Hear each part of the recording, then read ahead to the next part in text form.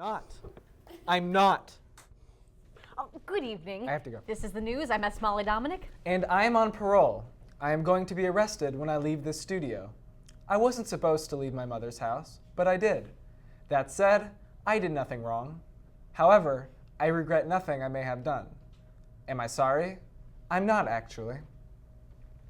YouTuber Roman Atwood pranked his girlfriend by pretending to blow up their son. The prank being that he was only pretending. A statue of Christopher Columbus in downtown Detroit was recently vandalized with a hatchet taped to his forehead, just in time for this year's Columbus Day parade.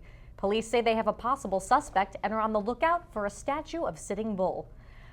You see, Sitting Bull and Christopher Columbus, they weren't good friends. Didn't get along. So then the joke is... Yeah. Yes. Video has surfaced of a rat and a pigeon fighting in New York this week.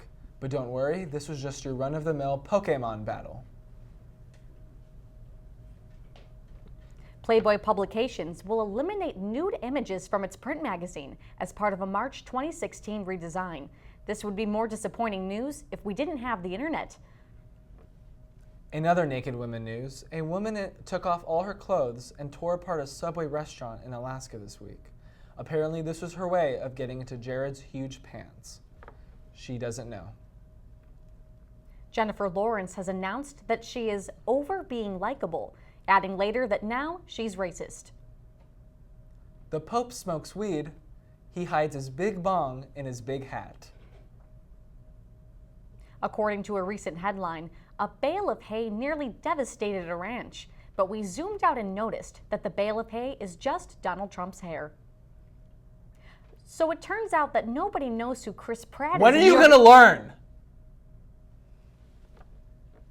At last night's Democratic debate, Bernie Sanders said he supports Latinos, but he wouldn't stop criticizing Juan Presente. New York Giants tight end Daniel Fells may reportedly lose part of his foot due to a staph infection. His doctors reported hearing him begging for MRSA. Hurricane Productions announced yesterday that the fall homecoming concert will be T-Pain and Walk a Flock of Mutant Ducks. An article appeared on Vox.com titled, "How Pope Francis Brought Me Back to the Catholic Church." Turns out it was in a school bus, handcuffed. China is introducing a universal credit score. This score measures the political beliefs of each citizen and compares them with the official opinions of the Chinese government.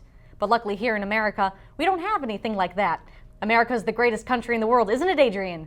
Yes, and Off the Wire is the greatest show on television. Well, Off the Wire isn't actually on television.